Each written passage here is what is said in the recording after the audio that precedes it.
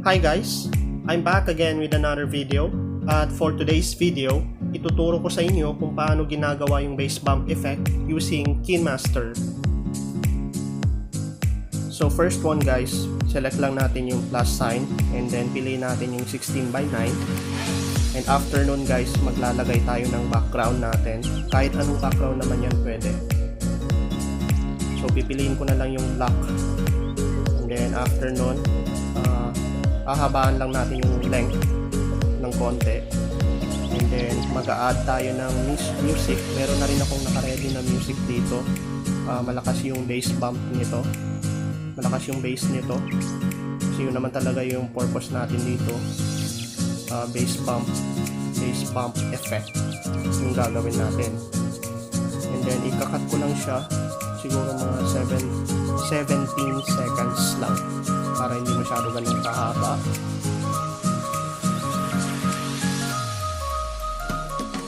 Okay guys, so papantayin lang natin yung background and then after that mag-a-add tayo ng layer guys. And meron na akong naka-ready dito na wallpaper. Yun yung pipiliin ko, yung building. Select that wallpaper. And then guys, i-expand lang natin until matakpan natin yung black color.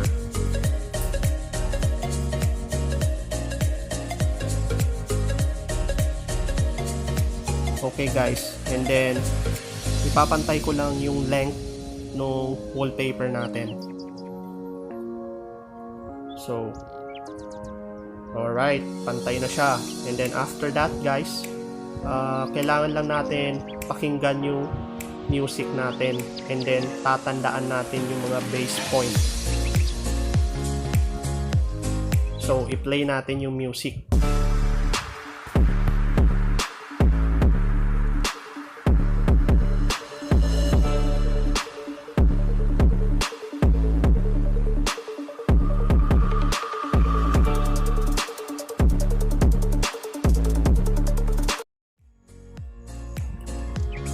Okay guys, after natin mapakinggan yung music, ngayon ang gagawin naman natin guys, i-stretch natin. Okay? Yan, i-stretch natin kasi maglalagay tayo ng mark doon sa mga may bass point. Ayan, na-stretch ko na po. I-play natin. Tapos ayan po, pipindutin nyo lang yung color red dyan. Yan, nakikita nyo naman parang may violet or purple. So yan yung mga mark na nilagay ko kung saan yung mga bass point. Okay guys, so pagkatapos nun, select nyo lang yung wallpaper nyo and then select the key icon. Okay, so pipindutin nyo lang yung add icon dyan. At kung mapapansin nyo, meron tayong tatlong dot. So kada mark, maglagay tayo ng tatlong dot. And kung mapapansin nyo sa tatlong dot na yan, yung sa gitnang dot, sa middle dot, zino-zoom in ko yung screen.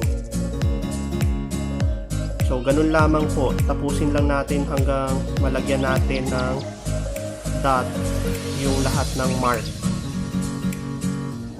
So gayahin nyo lang po kung ano yung ginagawa ko.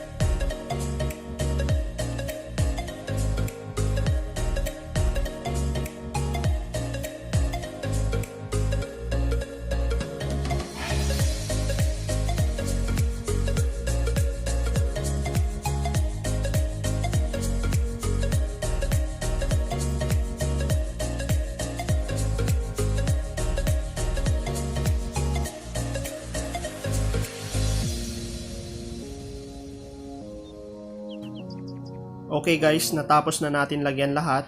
At ito yung magiging result niya. I-play natin yung video.